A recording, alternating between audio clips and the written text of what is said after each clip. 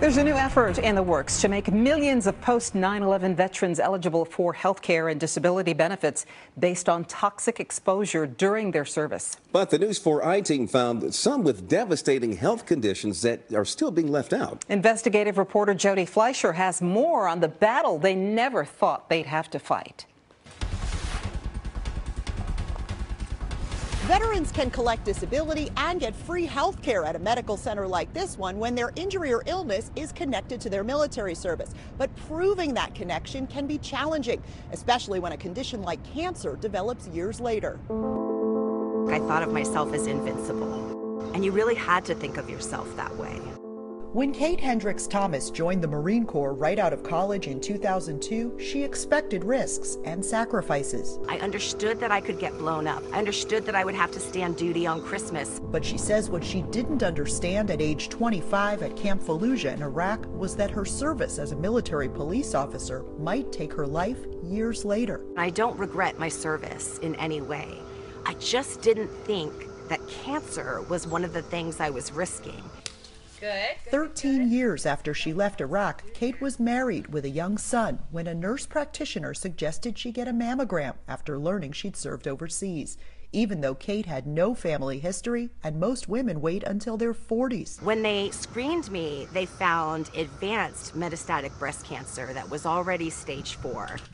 Kate began fighting a new battle, reading and researching treatments and trials. Then she ran into the only other woman from her unit on the base. She had the same rare aggressive breast cancer. A lot of people would think that's a coincidence.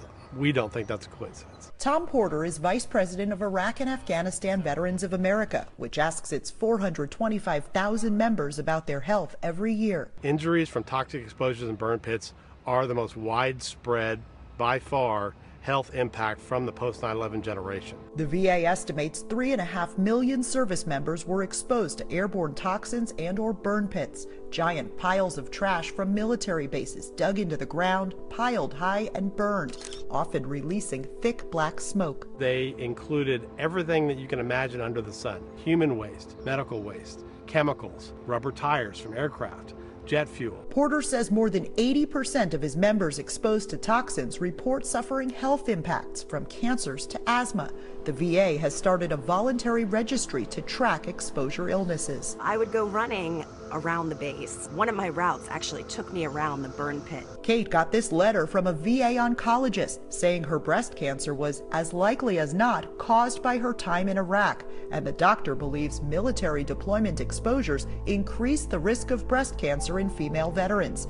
Yet when Kate filed her claim for benefits, the VA denied it, saying her cancer was not connected to her service. It's infuriating. 8 in 10 veterans that go to the VA trying to get health care and disability benefits for their injuries are turned down. Now Congress is considering one of the largest expansions of health care eligibility in VA history to include veterans who served in places with burn pits and other toxic exposures. They won't have to prove the exposure made them sick. If we're going to have people willing to sign up to serve this country, we've got to make sure we take care of them when they come back home. Senate Veterans Affairs Chairman Jon Tester introduced the legislation, which would also make it easier for those veterans to collect disability, but only for the 13 specific illnesses currently listed in the bill. Breast cancer is not one of them. We put the things in the bill that we felt science backed up, and that'll continue to grow as research continues. A House version of the bill includes 24 illnesses, including breast and other reproductive cancers. Tester says the final list will likely land somewhere in between. Would you like to see reproductive cancers, breast cancer, included in the list? If science backs it up, absolutely. He expects there will be more of a fight in the Senate, with Republicans already questioning how to pay for the added costs of covering millions more patients. We're getting a lot of pushback on the cost, and look, I'm concerned about the cost too. We still don't know what the cost of this is going to be. But as we approach the 20th anniversary of 9/11, Tester says the cost of not covering our nation's veterans will be even greater. Yes, good throw. If you have stage 4 cancer, you know it is eventually going to win. Kate now treasures these moments with her family even more and hopes Congress will find a way to help all veterans feeling this kind of pain. You think about the fact that these are real people with lives and families. Don't leave people behind. After 3 years of denials and 3 appeals, Kate just got word within the past few days that the VA granted her claim, linking her breast cancer to her military service. But she says it shouldn't be that hard and hopes the House and Senate will expand the covered illnesses as the bills progress. Both just passed out of committee. Jody Fleischer, News 4 I-Team.